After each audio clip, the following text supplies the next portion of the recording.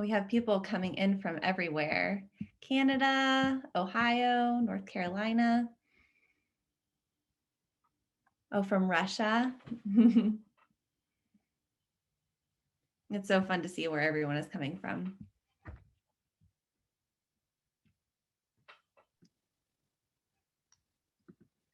Okay, Rachel, should we start?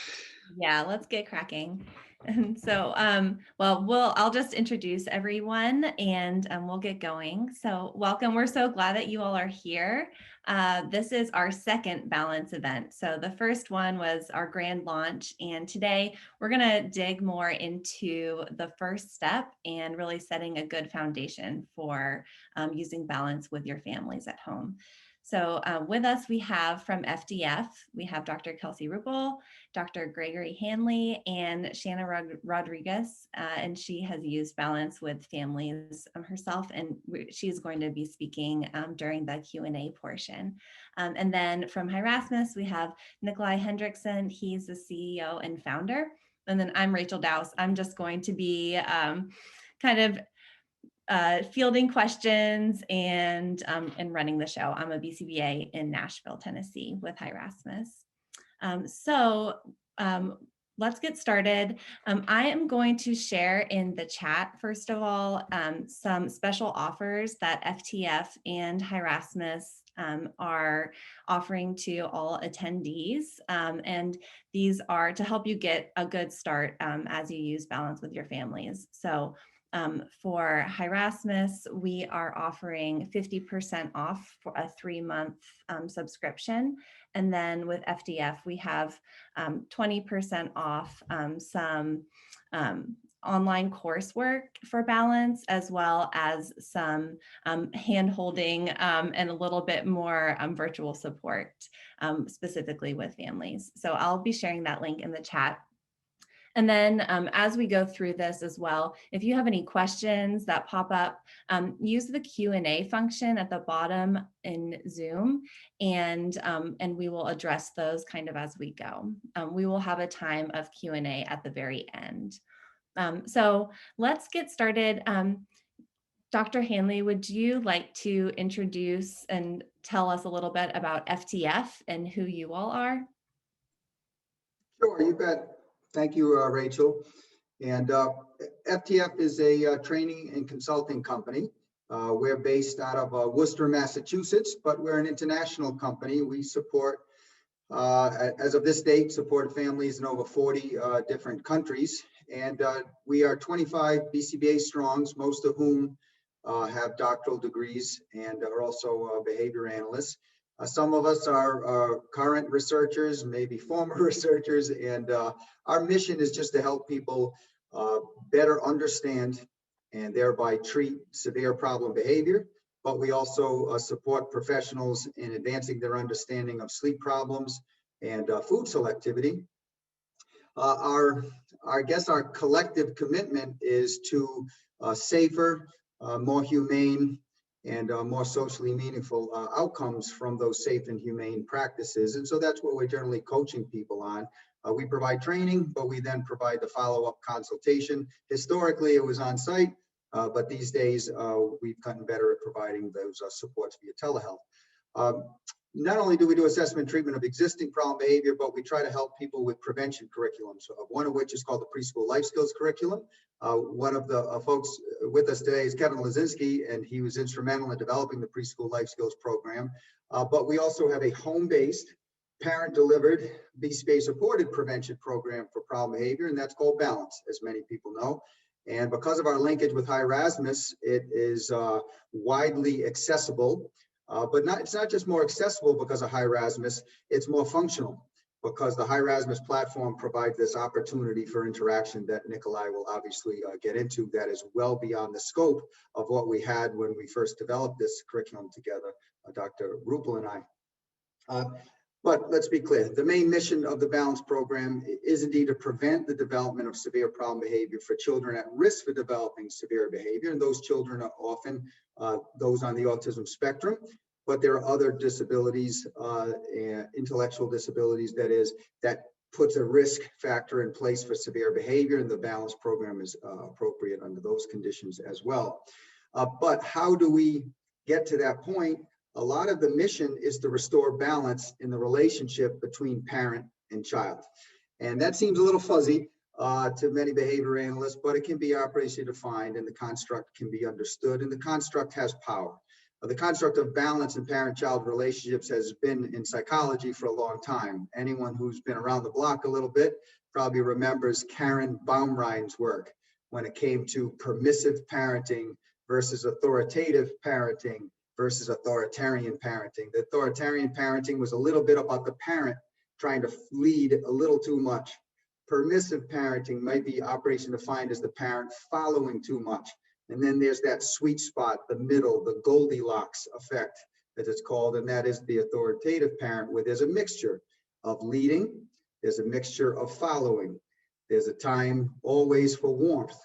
And so with the balance program, it recognizes that parents of children on the autism spectrum, especially parents of newly diagnosed children with autism, struggle to find that balance. There's the threat sometimes of severe problem behavior. They've either seen small samples of it themselves or they've heard about the prevalence of severe problem behavior for children on the spectrum. And what that leads parents to do sometimes, that threat of severe problem behavior is lingering. And so it makes it so that they follow their child's lead sometimes too much. The child is deciding what to eat, when to eat, what to wear, if anything, when to listen.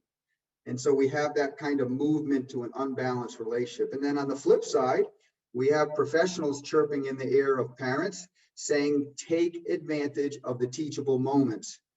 That's a teachable moment. That's a teachable moment. We have to get the hours of early intervention up. And there's all these conversations about how parents should be involved in bolstering the teaching opportunities in a week for a child on the spectrum. Well, what that leads to is parents overly leading sometimes, constantly looking for the teaching opportunity, not letting the child just deeply explore their own interests, but instead superimposing our will on the children to maybe protect them from developmental delay that is again threatened with the diagnosis of autism. And so what the balance program attempts to do is through a shaping process, it tries to allow parents eventually, not initially, but eventually, to hold their child to high expectations, to expect them to communicate, to tolerate ambiguity and the disappointment of life, and ultimately cooperate when a parent asks you to do something, to simply do it. And if unclear on what to do, to check in with the parent to get that clarity and move forward. On the other hand, the balance program allows the child with autism to deeply examine their interests. It doesn't run away from restricted interests. It allows the child to be who they are. It allows the child to get damn good at what they want to be good at. And it also affords them an authentic audience, an appreciation for who they are and what they're good at. And so that's what we mean by balance. There's time for the child to lead and to have someone to follow them. And in this instance, it's the parent, to be completely present and available for the child and to show that appreciation for what they're doing when in an unstructured sort of play environment. On the other hand, there's a time and a place where that play needs to stop, where things are going to be different than what the child expects or perhaps prefers, and there's still an obligation for cooperation under those conditions. And so this balance program progressively brings that relationship to that point where both parents and child have an opportunity to lead across the day. And I guess that's the nature of the program. There's behavior analysis throughout the program. It relies on interviewing and identification of personalized and what we call synthesized or combined reinforcers. It's structured.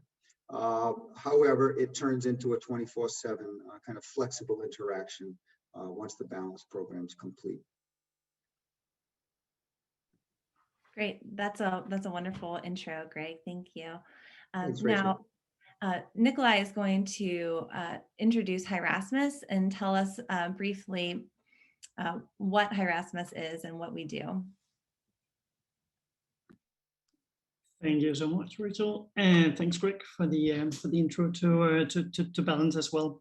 So yeah, I'm Nikolai Hendriksen. So I know some of you joining already met me and know a bit about Hi Rasmus' story. So I'm gonna make it quick. Basically, I'm a tech entrepreneur, and I've worked my whole life making technology, very user-friendly technology for banks and financial institutions and consumers in that sector and so on.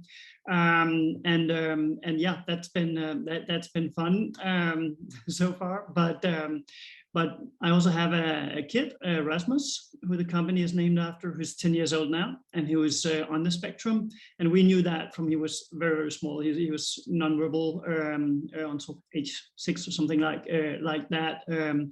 And we lived in a place where services were very, very scarce. So it was really difficult to get access to high quality services for our family and for him. And that was one thing that was difficult when he was small, but when he came into school age, that just turned more and more difficult because all these things that balance, for example, addresses were not addressed in his case. So we ended up literally traveling thousands of miles to get services for him, to get parent training, to get all these things. And I mean, that was really difficult. So that's why I set off the mission with Hi Rasmus to help the people who help people like my son and other kids with autism, because I could see that we're not, that was the best way to do it. There's so many families struggling out there to get services or to get higher quality services or to make room for it, to make time for it, to engage in it for that matters. And the same thing, not just for the parent training, but also in clinic with your regular ABA therapy.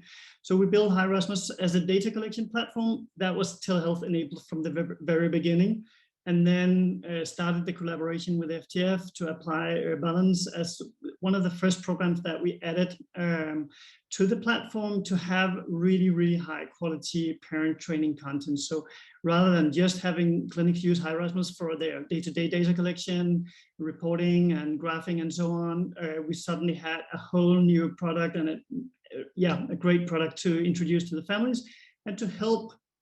And that's the most important thing for me, to help the best providers deliver their services anywhere, because that's basically our mission. So so that's what we do with Hi Rasmus, and I'm going to show a bit from the platform, also talk a bit about this step 1 as well, and how that works in Hi Rasmus a bit later. But yeah, happy to see you all here. Back to you, Rachel. Thank you, Nikolai.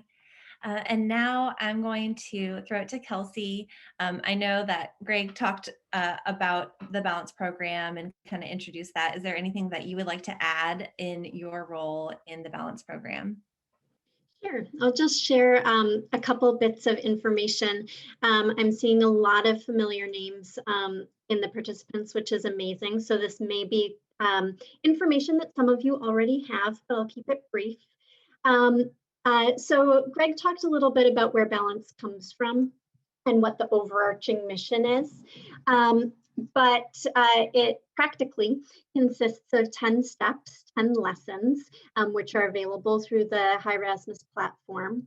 And so we're shaping these skills that are important for our clients, our little guys and gals, to acquire to prevent the future development or worsening of problem behavior.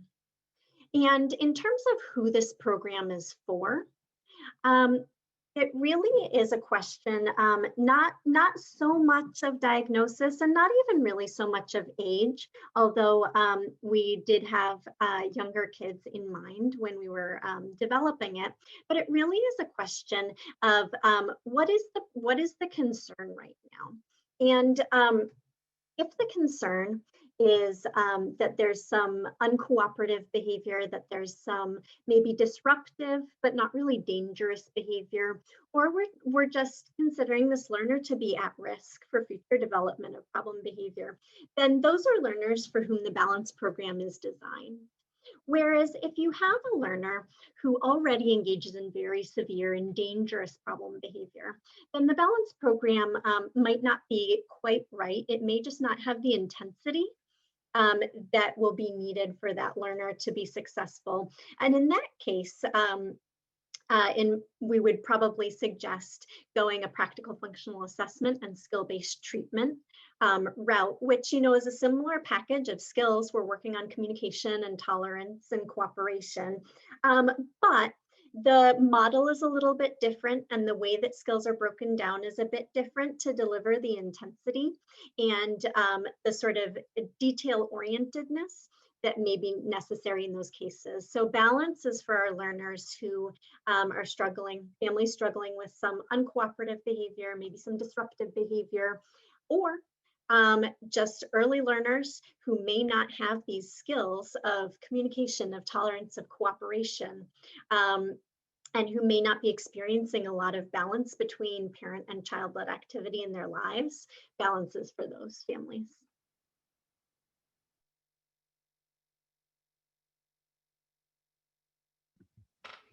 Thank you, Kelsey. Sorry, it took me a second there to find my mute button. So we are now going to move on to talking about the importance of that first step. That is something that Kelsey has seen a lot of BCBAs come through that may kind of make some mistakes in that initial first step and need some extra guidance for that. So I'm going to throw it to Greg to talk about the importance of that first step and setting up quality parent relationships. Sure. Well, the first step in the program, technically is the interview with the family and the BCBA to kind of set up and design the learning environment. But the first step, as far as from the child's perspective, is pretty much learning to play and finding the joy. And so sometimes when balances start, although it's a prevention program, there's a little disorder in the environment. Parenting is hard, right? And so what the first step is really about inundating the environment with highly preferred items and removing social interactions that tend to perturb a child, and not worrying too much about things like language development, language expansion, learning concept classes like colors and prepositions. It's more about being available and present for your child while they deeply explore their own interests.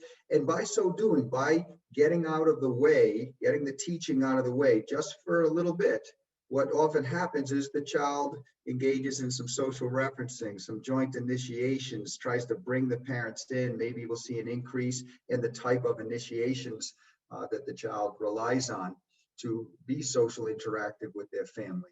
And that first step is critical, because that is essentially our reinforcement context.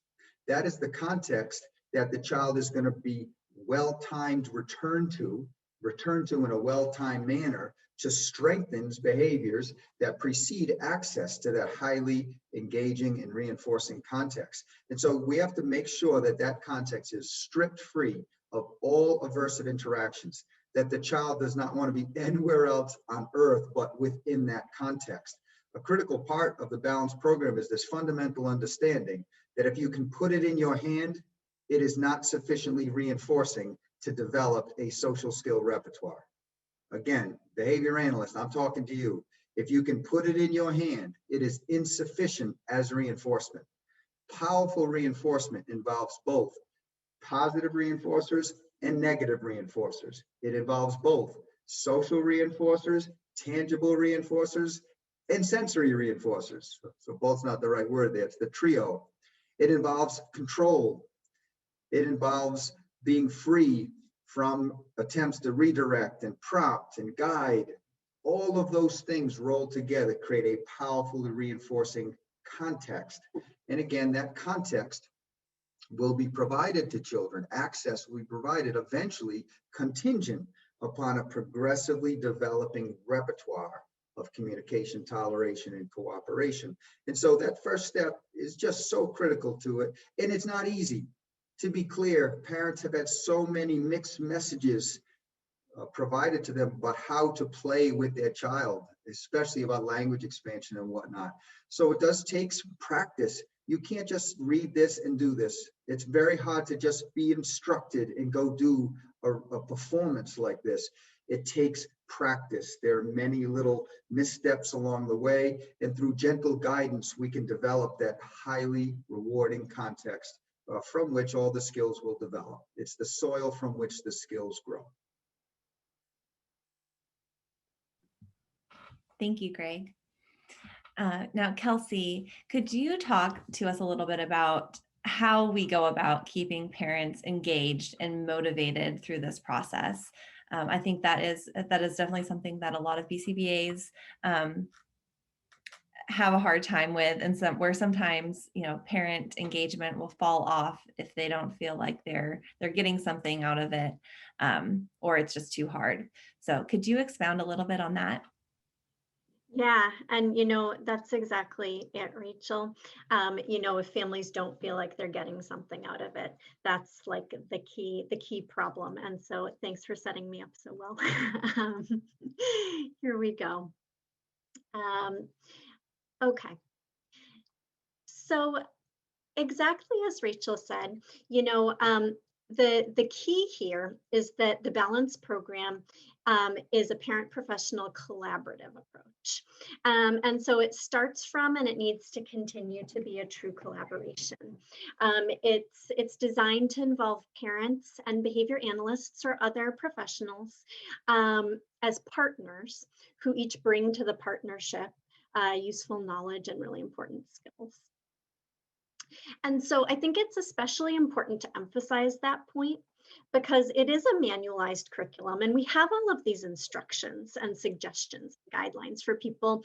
And I think that might make it seem like we're setting up the BCBA or the professional to be the authority who instructs the parent on what to do. But I think if you take that approach, that's a really quick way to lose a lot of families. Certainly as the professional or the behavior analyst, you bring unique skills and information to the table, but it really is about a collaboration.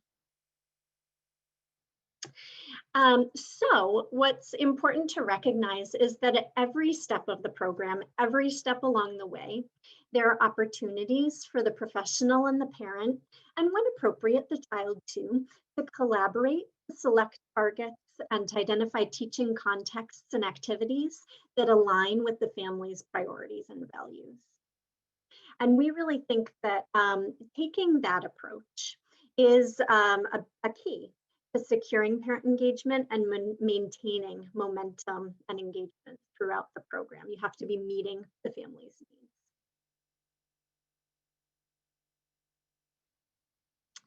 So as Greg alluded to, this partnership really begins with the very first step of the program, which is an open-ended interview. We sometimes call an inform. And a few tips on this. I really recommend that you set aside time for a conversation with the parent face-to-face. That can be in person or it can be video conference face-to-face, but your mission here, your most important mission, is to begin a relationship with the parent. So you really want to have time to talk and be reading their body language and facial cues and all of that. And you want to set aside some dedicated time when it's going to be convenient for the family, they're in a place that's convenient, and ideally the child has something else to do, so we're not in a divided attention situation. A very quick way to lose a family is to set them up to try to be talking to you and have their attention divided to the child and have things devolve because of that, like, oops. So in the interview, your goal, is to forge this relationship and also to learn about the family's concerns, their priorities, and their values. So you're wanting to know what skills would be most meaningful for the child and what would make the biggest difference in the child and the family's life at this point. And those priorities are what's going to take front and center and guide your selection of the tasks, of the materials, of your target responses, and also help you decide to allocate more or less time to particular lessons because you can emphasize certain things and de-emphasize other things based on what's important for that child and family. And then, of course, in the spirit of balance, which is something we all need to pervade every aspect of our life, in this interview, you're aiming as a professional to listen at least as much as you talk, and probably listen more than you talk.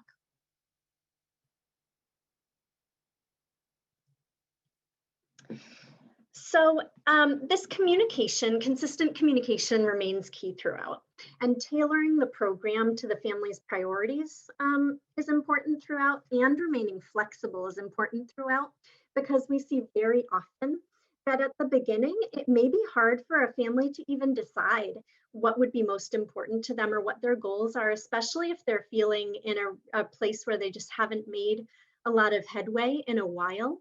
It may be hard for them to decide, and so it's no problem. It's encouraged for them to update their priorities throughout the process. We actually have a specific lesson where you're prompted to ask the family to reconsider and update their priorities, but you do it throughout.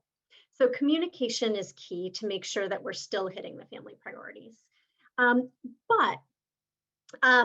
I do think that the early steps in the program are kind of a critical period. This is the family's first taste of the program. It may be their first taste of you as a professional. And for the family to want to continue, it needs to be clear that the program is going to meet their needs and feel like a good use of their time right from the get-go.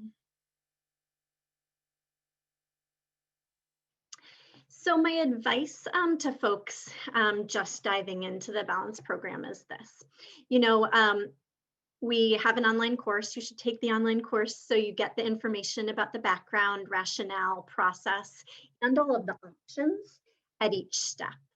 And you should practice the steps and practice describing their purpose and the various ways they might be customized. And it can be helpful to seek out training and supervision from someone who's done this program successfully before.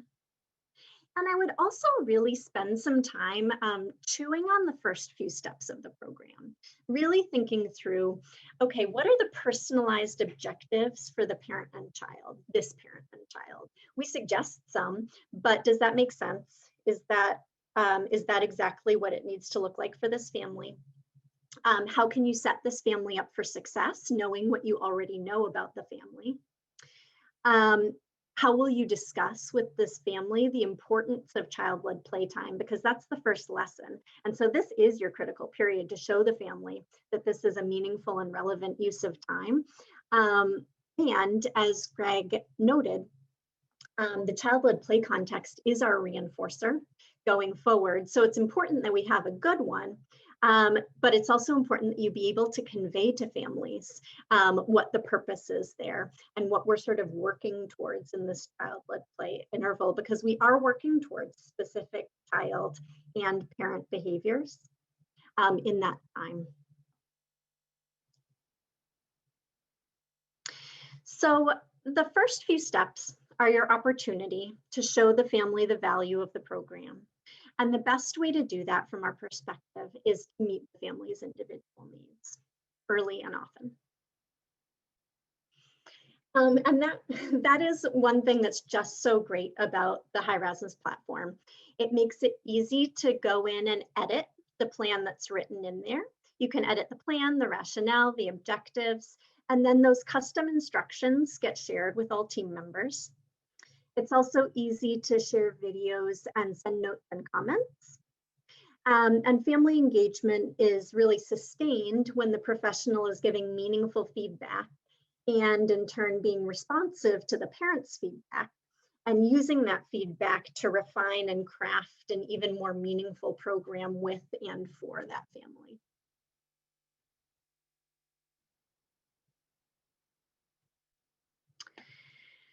Once you've done this a few times, you start to get the hang of it. You've seen some different exemplars. You've seen how this could apply to families with different emphases and priorities and learners with different skills and needs. But having a partner is really helpful at first.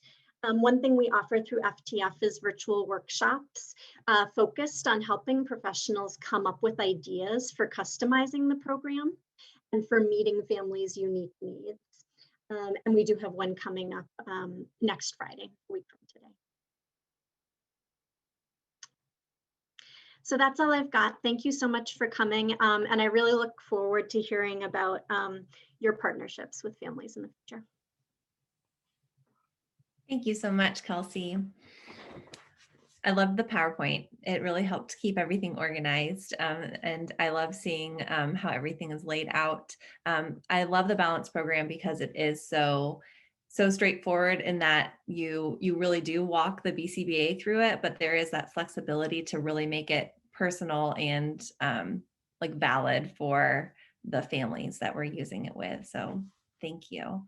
Now, Nikolai is going to show us what this platform or what the Balance program looks like on Hi Rasmus and how Hi Rasmus can really help engage and motivate parents even more to continue with the program. Thank you, Rachel. Yeah, so as I mentioned, one of our missions with Hirasmus is to increase the parent engagement in general, because we've had that so much as feedback from around the world, I would say, and also from my own point as parent. As much as you really want to engage and spend a lot of time diving into this wonderful world of behavior analysis and help your own child, you also have a job going on, you have a career, you have everything, you have a lot to do. There might be siblings as well and so on. So we're really trying to compete for attention and time. One thing though we know is that when we look at the stats, at least, a lot of your parents are going to spend some time on Instagram. They're going to spend some time on Facebook. They have time. They have time. They have their devices. So that has kind of been our inspiration, and the way that we're starting out when we implemented Balance and Hirasmus was to say, we want to make something that's as easy for the parents to use as one of these platforms, and that's and be a bit engaging as well, and try to use the technology in a way that can help engage the parents as well. So one of the things about Balance is that Balance is a high frequency program. That means that the parents are going to work with their child more or less every day, and maybe even multiple times a day. So that's our first cue to getting engagement and building habits around their use of Balance and their use of Hirasmus and the platform itself. So I'll just share my screen here and show a bit of what's going on Hirasmus here. So as you see right now, I'm logged in. This is the mobile view of what Hirasmus looks like for a parent logging in. So there's really not a lot going on here. It's quite straightforward, simple. We're on step 5 right now. We have our daily parent session here, and we've been working Fridays. That's green. And then again, a bit of an engagement queue. Basically, this kind of tells us, oops, maybe we should have done a bit more this week. Maybe we just get started. So maybe it's good. We can still make it green for the rest of the week. But these little cues of helping the parents keep track of their progress and so on is one of the things that technology can help us with. So what they can do on Hirasmus, and what might also help a bit in the relationship as well once you get started. So you can see we're on step 5 here. So we're already a bit down the line. But as parents, maybe I don't want to disturb the BCBA in case I have a bit of questions or anything like that. So we can just pull up the instructions directly on Hirasmus. We can see a little demo video. Showing the parent how to engage at this point. And yeah, and they're really short. So each video might be like 30, 40 seconds or something like that. So we're not trying to kind of teach them a lot at the same time. It's just showing them what's going on here and what a happy trial looks like, so to speak. We have the purpose and the to-dos for the parents as well going on here. So another thing that helps engagement a bit, and where the technology can help us a bit, is Hirasmus can be used either in person or it can be used as a complete telehealth platform. So each day they will just engage by recording their mood. How was things going today? Was it all smiles and happy, or did it not go so well? That just unloads some emotions for them, and this is also fed to the BCBA, so the BCBA can see how things are going from day to day, and not just on a like weekly or bi-weekly basis or whatever it is. We can add some notes to the BCBA as well. So a really easy way of communicating these things without spending a lot of time with it, just making it really easy for them. For telehealth, so if you're implementing it with telehealth, the parents can attach a video. So if I was actually on a mobile device, it would just pull up my video camera immediately, and I could record this 5-minute trial or a few trials, 5-10 minutes, 5 trials per time or something like that, with the kid, and that would be encrypted and stored securely for the BCBA to watch afterwards. I'll show you that a bit later. And that's basically it. So in terms of engagement, what we're really doing is using kind of the same algorithm as Instagram and Facebook and so on are using. We're asking for a bit. We're asking for that daily engagement, recording how things were going, and then we're giving something back. We're getting small visual cues on the progress. And we're also getting feedback when each step is mastered. So you can see on step 4, we have that mastered already. We have that kind of success. So we have some like high frequency engagement every day, feeding back our progress. And then we might have like a weekly call with the BCBA, maybe a Zoom call, maybe an in-home session, maybe it's combined with the rest of the ABA program, whatever it is. And then we might have like a bi-weekly or however long it takes to move from one step to another. So that kind of just keeps the engagement going, and the habits of working with the child and working with balance, building stronger and stronger. So I'll just switch to the BCBA view and say I had. You can see here I have my BCBA view logged in as a BCBA. I have Rasmus here as my client, and I have a bit more going on here. I'm not going to go all through the details right now in concern of time, and to make sure that you get time for the Q&A as well and so on. But basically, we have the same thing. We also have the professional instructions and so on available right here. We also have the graphing, so we can keep track of how things are going, how the child is moving forward, and that's all set up by default when you start working with balance on Hi Rasmus. So we can see we have the baseline up here for all our criteria, and then phase change lines for step 1, step 2, and step 3, and so on, and moving forward. And we can see we start introducing new targets that we're collecting data on for each of these steps. Just to show you a bit on the telehealth side, and again on the engagement side.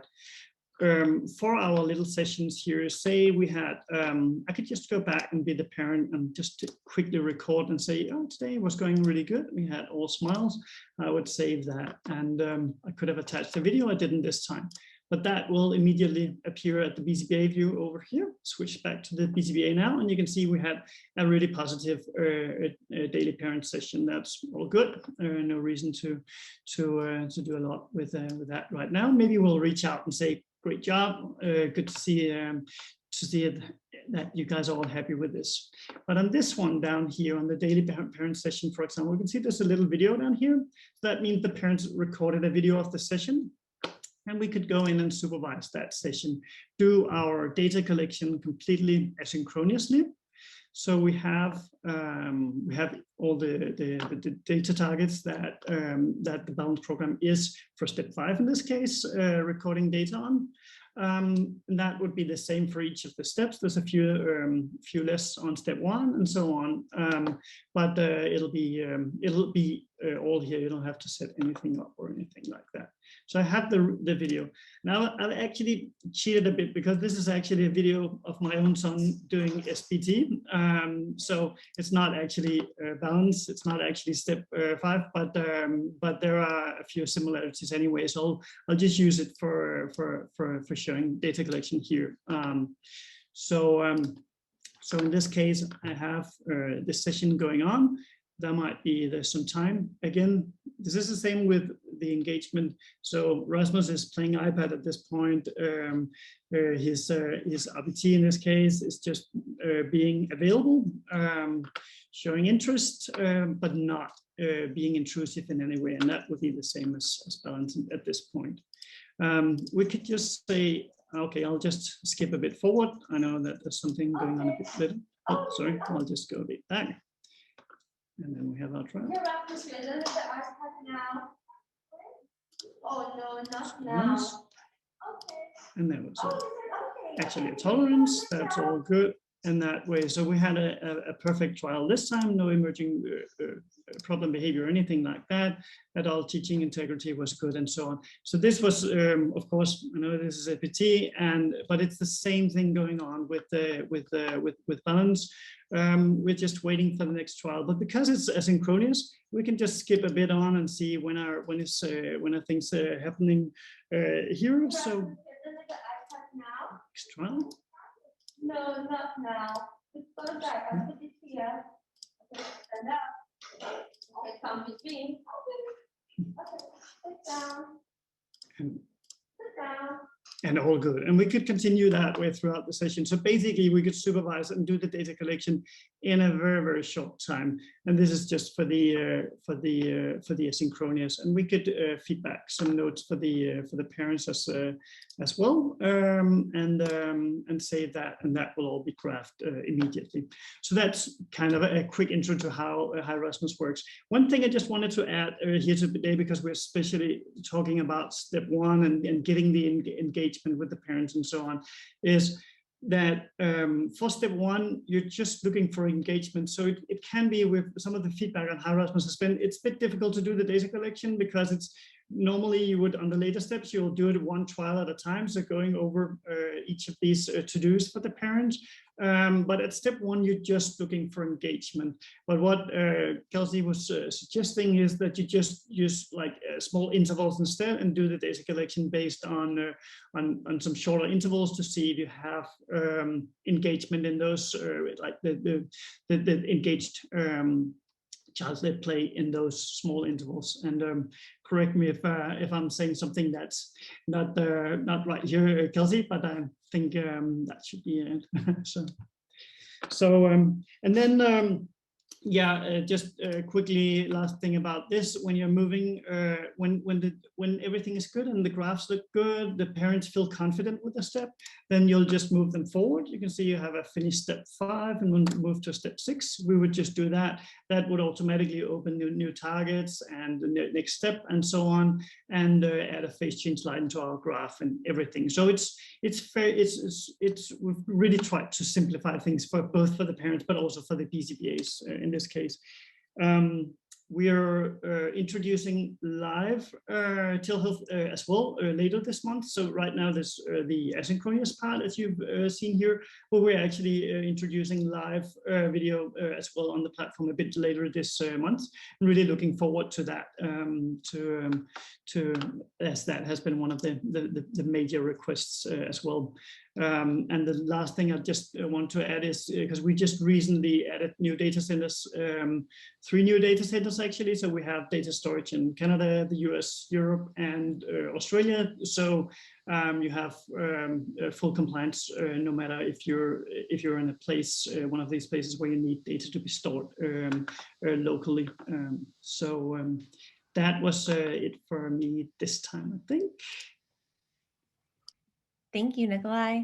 Yeah, we're all very excited about that, the ability to do live streaming on the platform. I know for a lot of providers, they're also concerned about the billing side and things like that. And with the ability to do that live, that really does open up a lot of doors for BCBAs who are concerned about that. So thank you. Well, we are going to get to our Q&A coming up here soon. I did want to once again just share some of the offers that we have. I've seen a couple people ask about whether or not some of the workshops that Kelsey mentioned were going to be given some continuing education credits, and those are going to be worth some continuing education credits. Yes. So I think there is the on-demand course, which I believe is 4 continuing education credits, and that we are offering 20% off that on-demand course. And then FTF is also offering the on-demand course along with the virtual workshop. And that is going to be, Kelsey, is it a virtual workshop, or could you explain a little bit more about what that exactly is? Yeah, the workshop I mentioned is live and virtual. So it will consist of some question and answer time, but then it also consists of some small group time, groups of professionals and me, where we'll walk through sort of looking at planning the steps of implementation, and have the opportunity to be talking about how to select target responses for your individual learners, as well as how to customize the program to meet families' needs. And so what I encourage is, if you sign up for that program, for that workshop, you complete the online course first, so you have the background information, and then you come with a particular family in mind. And without obviously sharing any identifying information with the group, you just tell us a bit about what the family's priorities are. And we work together to make sure that you leave feeling like okay, what materials are we going to use? What exactly is our response definition going to be at the various steps? How will we work in these things that are important to the parent? That kind of thing. Perfect. Thank you so much. Yeah, so those are both really great opportunities for you all if you're ready to get started with Balance. And then if you are interested in trying out Hi Rasmus, we are also offering 3 months of our telehealth premium subscription at 50% off. So that really gives you an opportunity to have a substantial amount of time to get familiar with the platform and then also utilize it with clients and their families. So that you can select how many clients you want to use that with. We're not going to cap that for you. So we're really excited to be able to extend that to you all as well. So now I think we're ready for some questions. So let's get started with that. If you have any right now that you haven't already asked, feel free to pop in our Q&A, and we'll go ahead and address as many as we can. And I see that some people have already added some answers, but I do think it would be helpful for those who are watching on Facebook and LinkedIn to also be able to hear some of those questions. So we might chat about a few that have already been typed as far as the answers are concerned. So the first question I see is someone was asking if the Balance program has been trialed through the public school system, like in an early childhood or kindergarten program at all. I think this is someone who's really excited about the idea of doing some teacher and para training with a strong parent partnership component.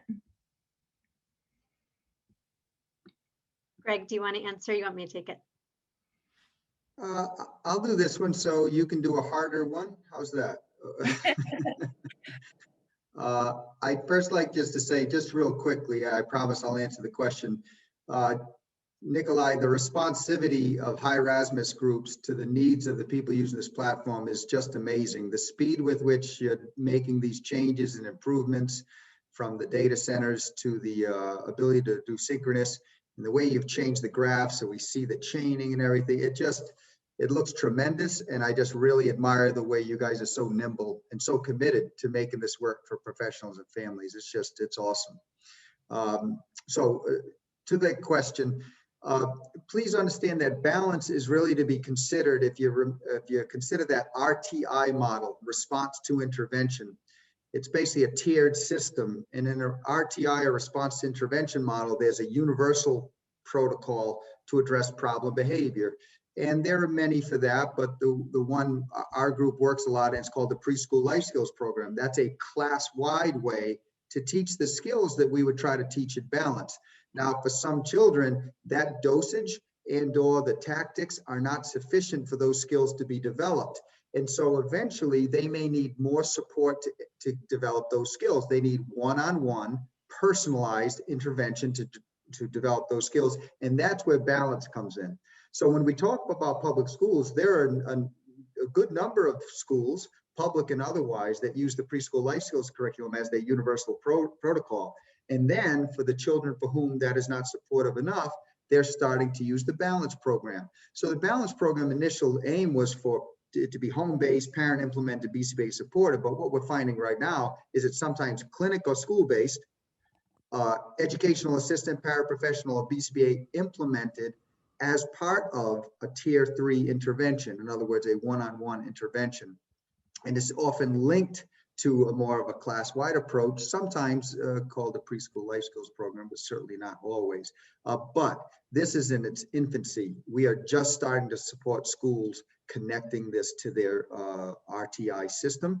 But it's a big, important thing for us in the future, because we know that that'll be the way we get some consistency between the home and the school, is perhaps through this balance curriculum. Thank you, Greg. Now, let's see, would the balance program be appropriate for a young child who may have a history of engaging in some aggression or SIB if the parent reports that those behaviors are no longer occurring? I have seen a lot of questions about, tying in the balance program with clients who may engage in some problem behaviors as well. So Kelsey, could you address kind of when balance is appropriate and when you may need to make adjustments, and then when it might just not be appropriate altogether? Yeah, sure. The sort of general categories are, as I discussed before, but obviously there's, we don't all fit neatly into 2 categories. And so there is sometimes some individual decision making that might need to happen, and the sorts of questions, it really there's no one blanket answer, but the sorts of questions I would ask are maybe in this particular type of scenario, why do we think that the problem behavior that we used to be seeing stopped? And do we think that if we started presenting challenging scenarios like we do in the balance program, that we might see it crop back up again? And if we did, how safe does it seem to be asking the parent to sort of teach under those conditions? And would it be does it seem manageable, or is it something that might require a professional who has more experience and training in teaching learners with severe problem behavior? Might that be required, an increase in sort of intensity, dosage, and maybe a difference in who's doing it and where they're doing it? That's very helpful. Yeah, I saw someone ask if there was like a checklist for determining whether or not a client would be a good candidate for balance. I don't know that there is one out there right now, but that sounds like a great idea for anyone who's a balance pro who might want to put that together. Let's see. Now, I did see a question and now I'm finding it. All right. So someone asked, Nikolai, maybe you could address this. If you purchase a Hi Rasmus program before being fully trained in balance, could you still get acquainted with a balance program and start in the meantime before you've been like fully trained on balance? What is your take on that? Yeah, my perspective is actually that it might be 2 things that go quite well hand in hand, because I would actually suggest that when you just get started with Hi Rasmus, maybe before you invite the first family, then you just try to invite yourself and do a bit of test runs just to get accustomed to the BCBA side. So I think it's a really nice option to do it at the same time. So. Yeah, great, wonderful. Let's see, and can you use the balance program and then also use Hi Rasmus at the same time for other programming? Say if you have some programming with therapists that you're doing. Yeah, sure. You can combine balance with your ABA, OT, SLT, anything programs as well, and the graphing will still be neat and nice. It's not gonna kind of be all filled up together. So. Yeah, great. Yeah, Kelsey, we did have someone reach out and ask us, about the food selectivity program, if you could use that in conjunction with the balance program, and other people maybe using some other types of programs, and we're curious how balance can align with those, or if they need to be used separately. That's a great question. When you get into the cooperation steps of the balance program, what you're asking the child to cooperate with can be almost anything. And so it really is about thinking about what is going to make the biggest difference for that family. So, you could, I could see some ways that you might be able to work on food selectivity within that context. I also think that some of our approaches to food selectivity stand alone a little bit too. So I guess that's not that satisfying an answer, but you can work on a lot of things in the cooperation interval. If I could add, if you want, if the child is food selective to some extent, it would be totally appropriate to make that one of your cooperation goals within balance. However, if it results in any sort of negative emotional responding or any uptick in problem behavior, I would ask that you just shut that cooperation goal down and take a more deliberate approach to addressing food selectivity. And there are many out there, but we have one process for that basically is, we like to call it eating without tears. And it involves giving kids a lot of control so they don't have any need to engage in counter control, and they elect to participate in the food game to expand their horizons with respect to food. If it starts out as food refusal, I would put it in balance. I would have a dedicated food refusal program. If it's extreme food selectivity, only white things, and only 3 white things, then again, I would do a dedicated program. But many children, have a fickle with food. And so it's totally appropriate to put that fickleness into balance to get a little bit more cooperation. Yeah, great. Well, it looks like we've hit our hour, so our time is coming to a close. But I do want to just take a moment to say thank you to Greg and to Kelsey and to Nikolai, especially for offering your knowledge and your expertise to so many people about the balance program. We're really excited about empowering parents and seeing them happy and really finding the joy with their children at home. And so it's a privilege to be able to do that with our families. And the balance program is such a great tool for that.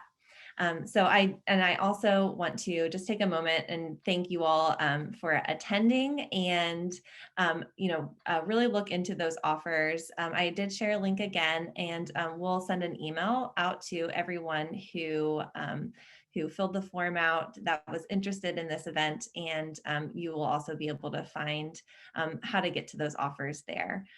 So with that, we'll close. Thank you so much for coming, and have a wonderful weekend. Thank you, everybody. Yes. Thanks, Rachel. You're a great facilitator. Nikolai, as always.